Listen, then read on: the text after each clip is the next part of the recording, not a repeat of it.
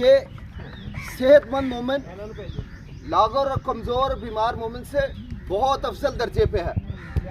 आपका आज जो है उसको पिछले कल से लाजमी तौर पे बेहतर होना चाहिए। नबी सल्लल्लाहु अलैहि वसल्लम ने भी अपनी हयात तैयबा में, आप सबको पता है कि आप सल्लल्लाहु अलैहि वसल्लम कबड्डी बहुत शौक़ से फरमाया करते थे।